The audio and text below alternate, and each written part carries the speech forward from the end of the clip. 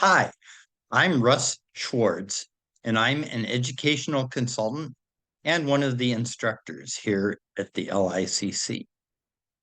This video is primarily for faculty and staff at the LICC, and also other interested people who want to learn more about online learning. By the end of this presentation, you should be able to answer the following questions. What is online learning? How is online learning different from classroom learning?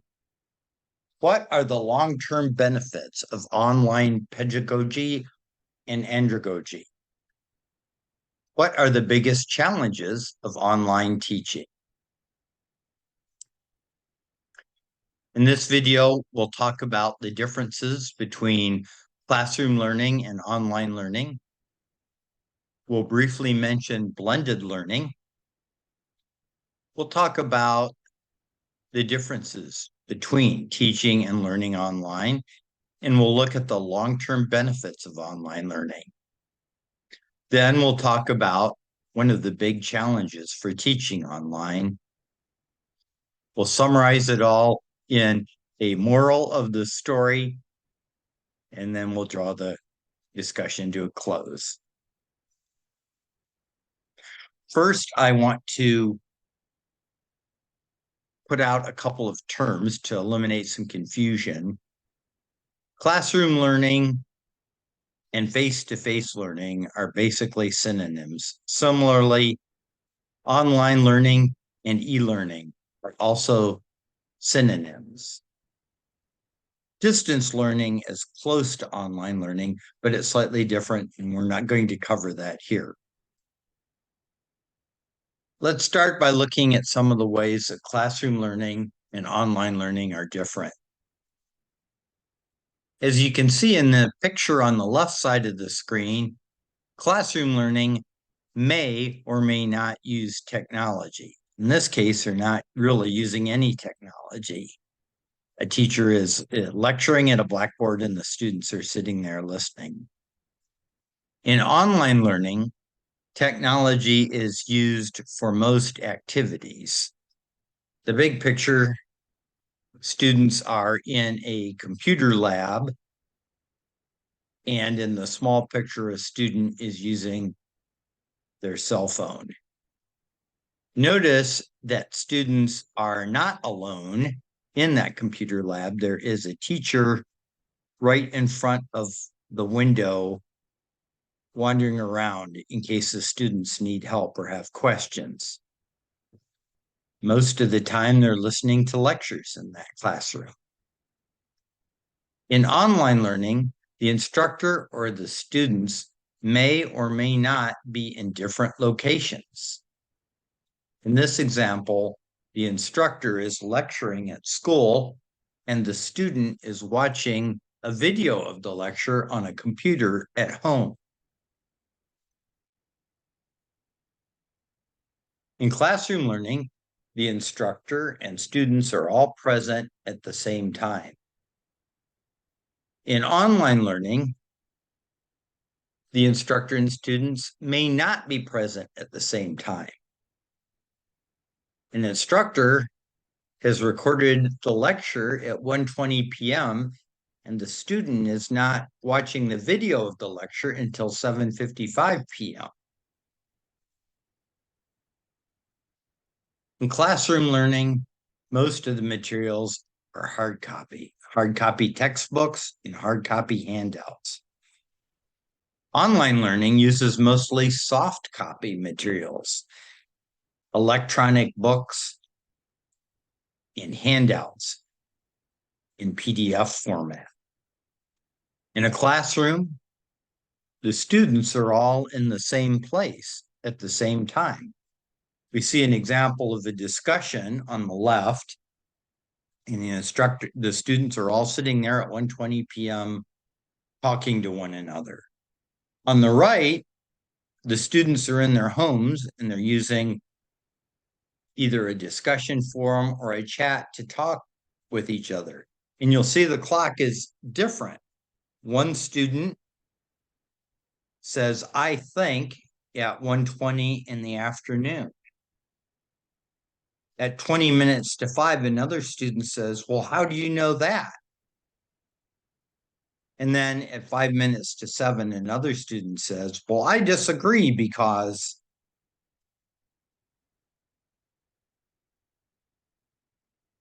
In classroom learning, teachers tend to rely on quizzes and tests and sometimes papers for assessments. Online learning uses many different kinds of assessments: research papers, journals, blogs, presentations, projects, portfolios, wikis, discussions, and more. And quizzes and tests are not used so much. Blended learning. Blended learning is a hybrid of classroom learning and online learning. In blended learning, students still gather together in a classroom, but they use a lot of the online learning technology. The videos may be live and two-way, where the instructor is on the video at the same time as the student, they're just in a different location, or the video may be recorded in one way. There is usually a lab assistant in the classroom in blended learning so that students aren't left there alone and they have someone where they can ask questions. Blended learning is used when students need a lot of support. And now let's look at teaching and learning online.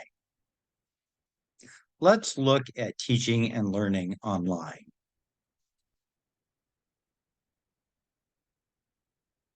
The tools of the traditional classroom are passive by design. Students sit and listen to long lectures from the instructor. Instructors assign readings for the students to do. And scenarios and problems are selected by the teacher and given to the students. The tools of online learning are active by design. There are very brief lectures or no lectures at all. There is some assigned reading, but much of the reading is supplemented with things that students find themselves, either in the library or on the internet. And students do much reflecting on their own work, their work both inside and outside of class. The tools of traditional classroom learning promote only near transfer by default: quizzes, tests, and papers. Unless the teacher does something to prevent it, students can only understand situations like they discussed in class. Students can only perform procedures like they did in class. Students can only solve problems like the ones they solved in class. The tools of online learning promote far transfer by design. These include individual and group projects, reflective journal writing, real-world situations from students' life or future career, student-contributed content, and role-playing and simulations. Students can apply their learning in new and unfamiliar situations to solve difficult problems creatively. The traditional classroom is teacher-centered. The instructor directs student learning, and students receive knowledge passively. We call this the sage on the stage model. Online learning is student-centered. Students actively construct meaning themselves, and the instructor only facilitates learning. We call this the guide on the side model. Let's talk about the idea of constructing meaning. In classroom learning strategies, students are passive. Teachers plan the work for the students. Students listen to long lectures. They read assigned books and articles. They generally accept what the teacher says as true, and assignments largely ask students to repeat what they learned. With online learning strategies, students are active. Students plan their own work. They use the library and internet to find books and articles to read. They analyze readings to understand. They think critically to find the truth. They synthesize information to create new ideas. And assessments ask students to apply creatively what they've learned to new situations. When we think in terms of Bloom's taxonomy, the outcomes of classroom learning tend to be from the lower order thinking skills: apply, understand, and remember. The outcomes of online learning tend to be written at the higher levels of Bloom's taxonomy: create, evaluate, analyze, and apply. What are the long-term benefits of online learning as we've been seeing in this video? Passive learning approaches, such as those often used in traditional classrooms, leave students helpless in the workplace. Some situation comes up and they say, "We've never talked about this situation in school." And when they think about it more, they realize, I forgot most of what I learned in school. I should know how to do this, but I can't remember. I should know what this is, but I can't remember. I have no idea how to solve this problem. I don't even understand what is happening here. The strategies used in active learning leave students empowered in the workplace. Yes, they too may start out by saying, "We never talked about this situation in school," but they react differently. They say, "But I can analyze it to understand it better." Well, I forgot what I learned in school, but I can go find the information I need. I can adapt what this other person did and use it to solve my problem. I can put two ideas together and create a new way to do it. If it sounds like online learning is too good to be true, in one way, you may be right. Let's look at one of the biggest challenges to teaching online. How can a teacher who is not in the room with students have a relationship with them? Presence, that is, having a relationship with your students, is one of the biggest challenges of online teaching. However, you can overcome this if you're intentional and deliberate about it. For example, you can establish your presence and maintain it by introducing yourself in video and in text, participating daily in an Ask the Instructor forum, having regular chats or teleconferences with students, responding to emails and voicemails quickly, usually within 24 hours, slightly longer on weekends. Give written feedback on assignments, and do KWL activities. That is, I know, I want to know, I learned discussions before and after every lesson. So what's the moral of this story?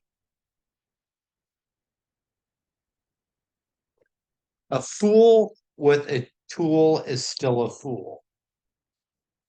Why did I put this there? During the COVID pandemic, many schools in the US, rather than shut down completely, suddenly changed from classroom learning to online learning. Most teachers had never taught online before. Not only did they not know how to use the technology, but they did not know the kind of pedagogy that you use with online learning. As a result, they tried to take the technology and teach online just like they did in the classroom, and they failed miserably. Today, many people in the US think that online learning is a terrible thing and should never be done. But that's not true. So I say a fool with a tool is still a fool, because if you use the technology wrong, you will fail. But the power of online learning is in the pedagogy and andragogy, how you do the teaching. It's not in the technology. The technology is only a tool that's there to help.